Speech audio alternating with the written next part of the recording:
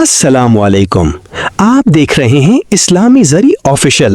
یہاں ہم قرآن و سنت کی روشنی میں اسلامی بیانات اور تاریخ اسلام کے واقعات پیش کرتے ہیں۔ اگر آپ نے ابھی تک چینل کو سبسکرائب نہیں کیا تو ابھی سبسکرائب کریں اور بیل آئیکن ضرور پریس کریں۔ بسم اللہ الرحمن الرحیم۔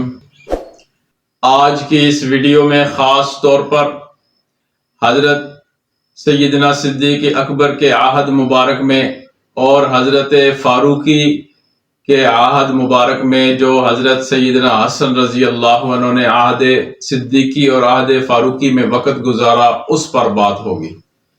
آپ صلی اللہ علیہ وسلم جب اس دنیا سے رخصت ہوئے تو حضرت سیدنا حسن بن علی رضی اللہ عنہ کی عمر مبارک تقریباً 7 سال بنتی ہے۔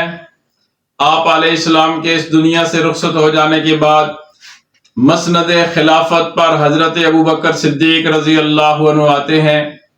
وہ بھی حضرت سیدنا حسن بن علی رضی اللہ عنہ سے اتنی ہی محبت کرتے ہیں جتنی کہ آقا نامدار صلی اللہ علیہ وسلم محبت کرتے تھے۔ ایک مرتبہ نماز سے فارغ ہو کر عصر کی نماز ہے کہ حضرت ابوبکر صدیق اور ساتھ ہی حضرت علی رضی اللہ عنہ بھی ہیں، وہ مسجد نبوی سے باہر آ رہے ہیں کہ سامنے بچے کھیل رہے ہیں۔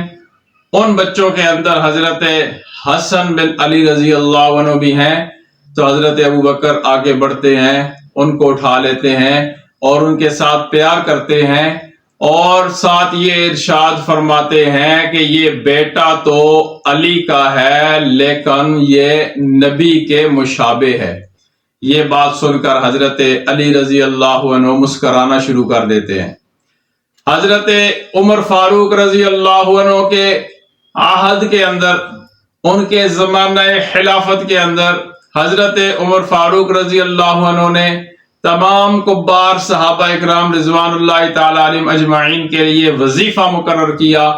اگرچہ حضرت حسن بن علی کبار صحابہ میں نہیں آتے تھے، لیکن جتنا وظیفہ کبار صحابہ کا مقرر کیا گیا اتنا ہی وظیفہ ماہانہ 5000 حضرت حسن بن علی رضی اللہ عنہ کا بھی مقرر کیا گیا۔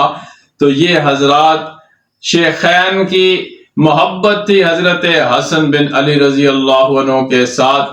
آنے والی ویڈیو میں انشاءاللہ عہد عثمانی میں حضرت حسن بن علی کا کیا کردار ہے اس کو پیش کیا جائے گا۔